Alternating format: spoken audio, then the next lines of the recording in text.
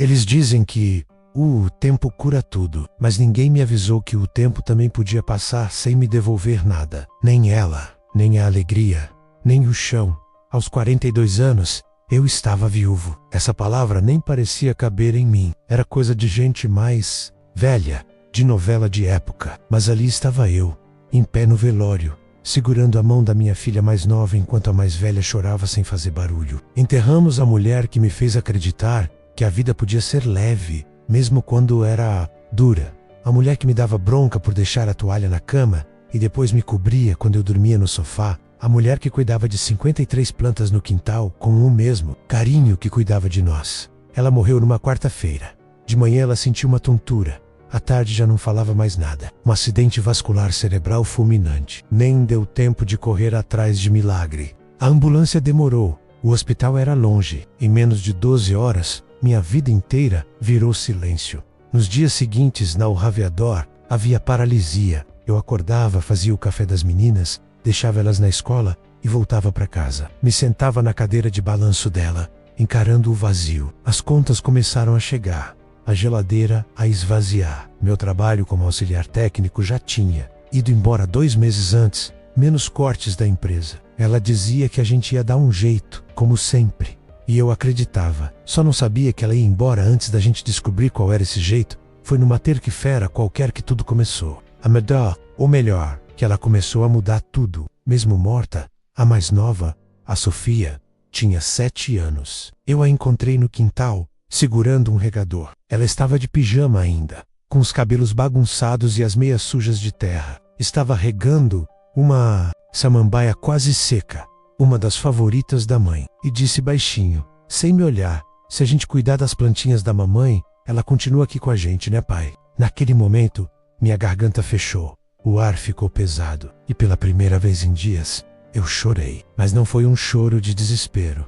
Foi um choro de alguém que acorda de um coma. Aquele comentário simples, vindo de uma criança, me sacudiu por dentro, porque era verdade. Aquilo tudo menos as plantas, o quintal, os vasos quebrados, o cheiro de terra menos, era o último pedaço vivo dela, que a gente ainda podia tocar. Naquela mesma noite, eu limpei o quintal. Recolhi folhas secas, joguei fora vasos rachados, lavei o chão de cimento com água e sabão. Passei horas ali, ouvindo a voz dela na memória me corrigindo. Não arranca essa é suculenta. Ela só parece seca. Eu falava com as plantas como ela fazia aí por esta loucura, mas dava certo. Aos poucos, o quintal virou meu refúgio. Eu me sentia próximo dela ali. As meninas também. Começamos a passar mais tempo lá do que na sala. Aos domingos, tomávamos café entre as plantas. Um dia, a Sofia desenhou um bilhete e colou num vasinho com fita adesiva. Escreveu: tudo que é cuidado, floresce. Era uma frase que a mãe repetia sempre quando falava das plantas, da família, do casamento. Eu tive um estalo. Peguei aquele vaso, ajeitei melhor o bilhete e decidi levar para a feira da esquina no sábado. Não tinha mais dinheiro. Precisava tentar alguma coisa. Montei mais 4 vasos com frases diferentes. Umas que lembravam ela, outras que eu mesmo inventei. Pintei os potinhos com tinta velha que achei na lavanderia, coloquei numa caixa de papelão e fui. Ninguém olhava no começo. Eu não sabia vender, nem conversar. Ficava ali, parado, esperando que alguém se interessasse. Até que uma senhora, com os cabelos brancos e olhos pequenos, se aproximou e leu o bilhete preso no vaso. Amor não morre, ele cria raiz. Ela sorriu com os olhos marejados e perguntou se eu mesmo tinha escrito. Balancei a cabeça. Foi. A minha esposa, ela me ensinou a plantar o que não se vê. Ela comprou 2 e disse que voltaria. Disse também que aquilo era mais do que planta, era consolo. Na semana seguinte, levei mais 10 e vendi todos. Um senhor me perguntou se eu fazia por encomenda. Uma moça me pediu para escrever uma frase para a avó dela, que também havia partido. As plantas começaram a virar pontes de histórias. Gente que eu nunca vi me contava seus lutos, seus silêncios, suas saudades. Com o tempo, criei um perfil no Instagram chamado Raízes dela. Era um nome que me veio numa noite em claro. Comecei a postar fotos dos vasinhos com frases, do quintal, das meninas cuidando das mudas. O perfil cresceu. Um jornalista local me encontrou na feira e fez uma matéria. Em uma semana, recebi mais de 200 mensagens. E assim, sem que eu planejasse, sem que eu buscasse fama, sem saber de marketing, sem capital algum, nasceu o nosso negócio. Nosso, porque ela ainda está comigo em cada folha, em cada cliente, em cada lágrima que escorre de alguém ao ler uma frase num vasinho pintado à mão. Mas nem tudo foi fácil depois disso, porque toda raiz precisa romper a terra antes de florescer. Naquela época, eu ainda vendia os vasos sobre uma mesa dobrável emprestada. Era tudo improvisado. Usava uma toalha antiga com flores, herança da minha sogra. As frases nos potes continuavam sendo escritas à mão, com minha letra tremida, às vezes borrada pela emoção. E cada venda era quase um pedido de desculpa à minha esposa, como se eu dissesse: desculpa por não ter te protegido, mas estou tentando seguir do meu jeito. A demanda aumentou mais rápido do que eu podia imaginar. Um dia, uma professora me pediu 15 vasos para presentear as colegas no final do semestre. Outra semana, uma moça encomendou 20 para um casamento. Eu não tinha estrutura para nada disso, mas dizia sim. E aprendia fazendo... Pegava caixas de papelão no mercado, reutilizava fitas de presente, usava tinta de parede mesmo para colorir. E seguia. Comecei a acordar mais cedo, antes das meninas, para regar as plantas e preparar os pedidos. Trabalhava no quintal com uma prancheta velha e uma caneta quase sem tinta. Organizava os pedidos por nome e frase escolhida. Com o tempo, fui percebendo algo que não esperava. As frases tinham mais impacto do que a planta em si. Era como se aquele pedaço de cerâmica contasse a história de quem comprava, não só a minha. Teve uma senhora que chorou lendo uma frase que dizia: ela virou raiz no que me tornei. Ela me contou que tinha perdido a mãe há poucos meses e que sentia culpa por ter dito coisas duras no último dia. Eu não soube o que responder. Apenas entreguei o vaso com cuidado, como quem entrega uma parte do coração. E ela saiu dali abraçada a ele como se fosse algo vivo. Foi nesse mesmo dia que me convidaram para participar de uma feirinha de bairro, em um espaço coberto. Eu fui, coloquei uma camiseta limpa, levei as meninas comigo, e quando chegamos lá, percebi que os outros expositores tinham tendas bonitas, banners, embalagens com logotipo. Eu tinha meus vasos com frases e uma alma despida. Fiquei envergonhado, pensei em ir embora, mas a mais velha, a Letícia, segurou minha mão e disse: pai, a mamãe sempre dizia que as flores não competem entre si, elas só florescem. Naquele momento, eu fiquei e vendi tudo. Depois daquele dia, comecei a pensar em profissionalizar o negócio, mas como eu não tinha capital, nem conhecimento, e mais uma vez, foi ela menos mesmo ausente, que me deu a direção. Revirando uma caixa com cadernos antigos, encontrei um diário que ela escrevia escondido. Em uma das páginas, ela tinha anotado: se um dia eu me for, quero que eles lembrem de mim quando o jardim florescer. Fechei aquele caderno como se tivesse lido a última instrução antes de uma missão.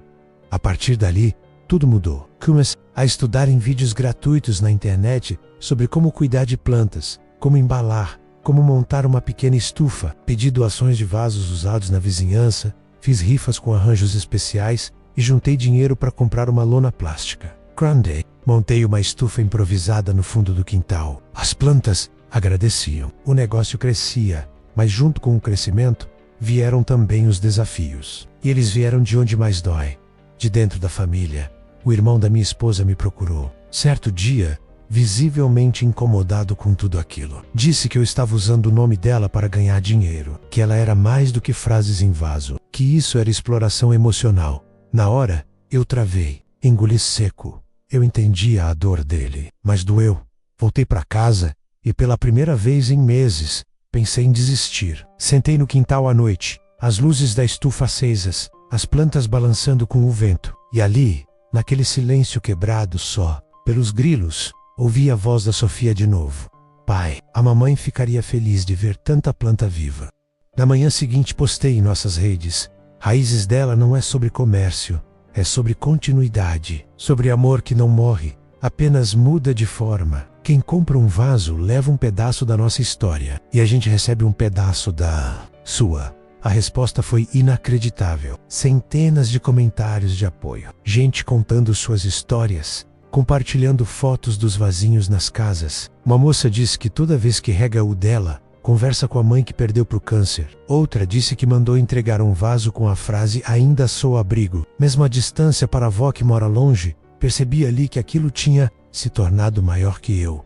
Era uma missão, E talvez fosse exatamente isso que minha esposa sempre soube: que o cuidado não morre, que o amor tem formas silenciosas de continuar servindo mesmo depois da morte. Com o tempo, comecei a ensinar as meninas a cuidar das plantas. Elas escolheram suas favoritas.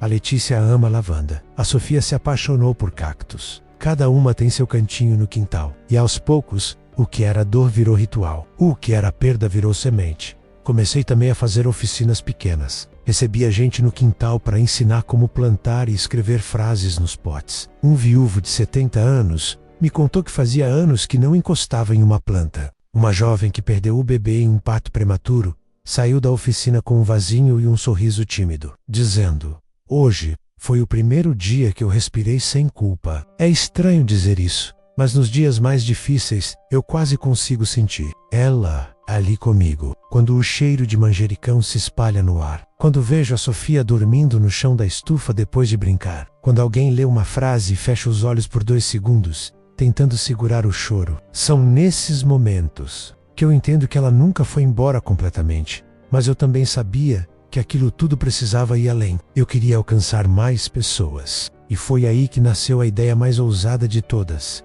levar o projeto para fora do bairro, para dentro de escolas, igrejas, comunidades, ensinar outras famílias a transformarem dor em raiz.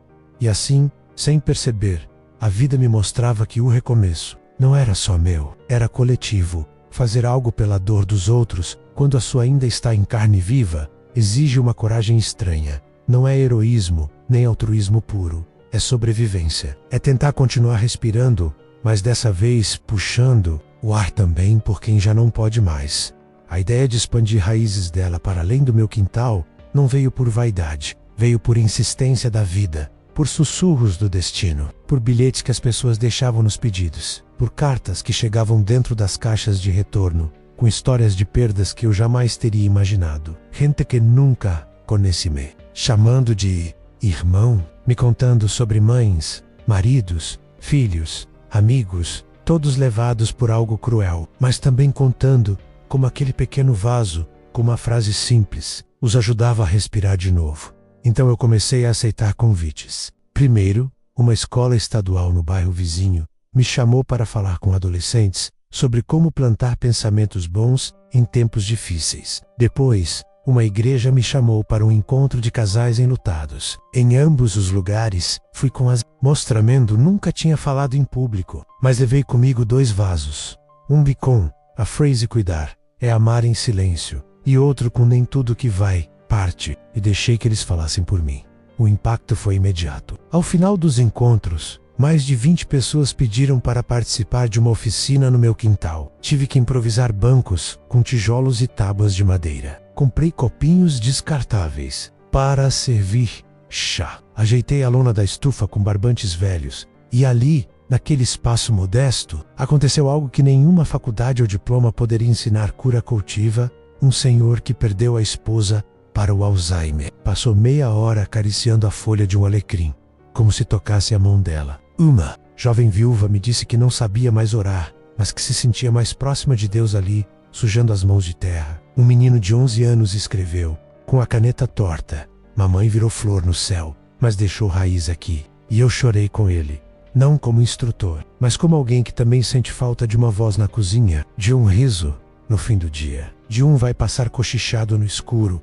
As meninas me ajudavam nas oficinas. A Letícia escrevia as frases. A Sofia organizava os vasos por tipo. Quando percebi, elas também estavam crescendo com aquilo. Não só em altura, mas em empatia, em sensibilidade, em propósito. A dor nos fez família de novo. Foi numa dessas oficinas que conheci a Dona Marina, uma senhora do 74 anos, que havia perdido 2 filhos para a violência urbana. Ela, com uma expressão dura, fechada, disse que não acreditava nessas bobagens de planta, mas aceitou sentar. Ficou observando, quieta. No final, pegou um vasinho com uma pequena begônia e me disse: "Meu filho me deu uma dessas no último Dia das Mães. Nunca consegui cuidar, mas hoje eu vou tentar." Ela voltou todas as semanas depois disso.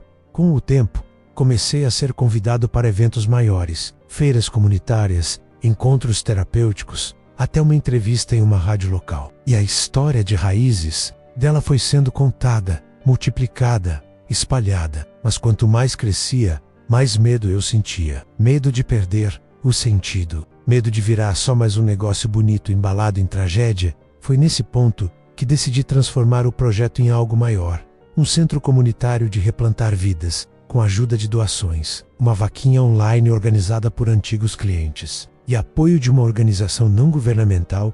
Aluguei um espaço abandonado no bairro ao lado. Era um terreno feio, cheio de entulho, com uma casinha em ruínas, mas tinha potencial e tinha luz, muita luz. Aquele tipo de lugar que parece gritar por redenção. Passei 3 meses reformando tudo com voluntários. Fizemos mutirão de limpeza, plantio coletivo, pintura, montagem da nova estufa. As crianças da região ajudaram com desenhos nos muros. Escrevemos frases de esperança em cada canto. Plantamos mais de 300 mudas no primeiro mês. Batizamos o espaço com o mesmo nome. Raízes dela menos casa de afetos. Agora, aquele lugar não era mais só meu, era de todos. Recebíamos visitas semanais, fazíamos oficinas abertas, ajudávamos famílias enlutadas, distribuíamos vasos gratuitamente em datas simbólicas. Criamos um banco de mudas, uma biblioteca comunitária e até um cantinho de oração, menos com um banquinho embaixo de uma árvore, onde deixávamos um caderno para quem quisesse escrever para quem partiu.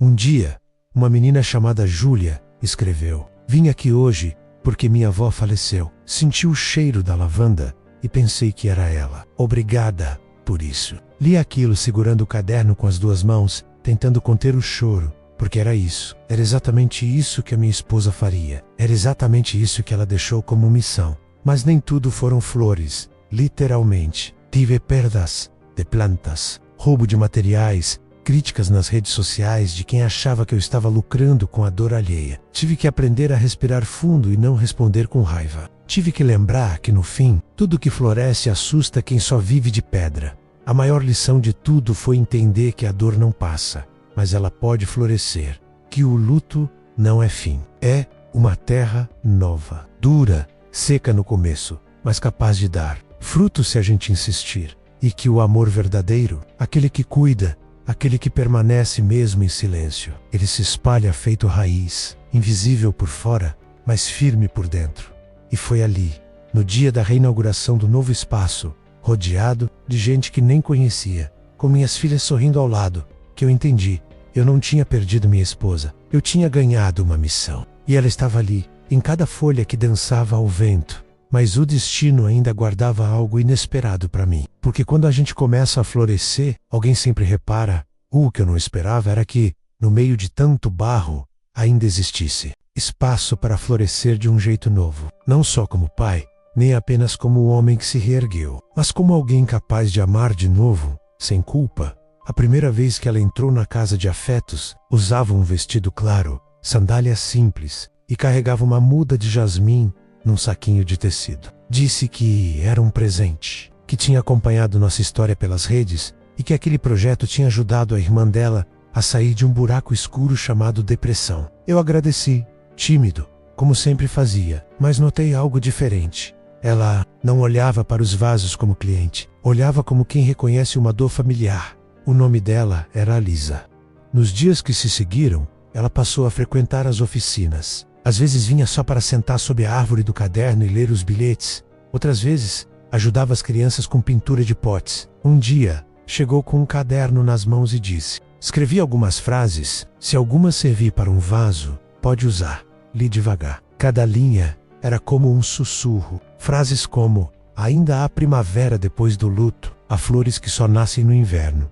Nem toda ausência é ausência. Às vezes é presença quieta." Comecei a usar as frases. E as pessoas repararam. Diziam que havia algo novo nelas, que tocavam mais fundo, que curavam. E aos poucos, sem pressa, ela foi ficando nos detalhes, ficando nos silêncios, ficando em nós.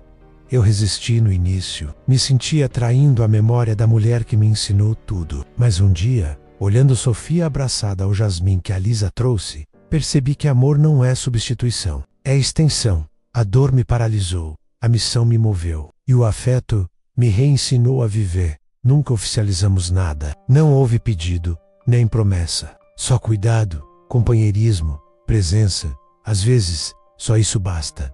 Os anos foram passando. A Casa de Afeto se tornou referência. Recebemos um prêmio da prefeitura. Fomos matéria em revista nacional. Começamos a ser convidados para palestras em universidades. Mas nada, absolutamente nada, me emocionava mais do que ver as pessoas saindo do nosso espaço com um vaso nas mãos. E um fio de esperança no coração. Teve uma manhã em especial que marcou tudo.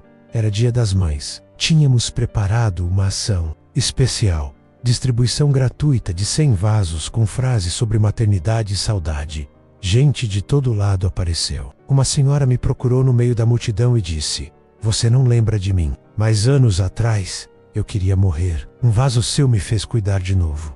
Hoje estou aqui com minha neta e quero que ela aprenda a florescer também." Eu travei. Olhei para a neta dela, uma menina de tranças, segurando um vasinho com lavanda. Senti vontade de ajoelhar ali mesmo e agradecer. Não a senhora, não, mas a Deus, por não ter me deixado morrer por dentro quando tudo parecia morto. Então, naquele mesmo dia, voltando para casa com minhas filhas, reparei que o antigo quintal, menos aquele mesmo onde tudo começou, menos ainda estava florido, menor, mais íntimo, mais cheio de significado. As primeiras plantas, aquelas que quase morriam no começo, ainda estavam ali, resistindo, como eu. Sentei na cadeira de balanço. Letícia se aproximou e disse: "Pai, a gente devia escrever um livro. Como tudo isso, com as phrases, com as histórias, com a história da mamãe."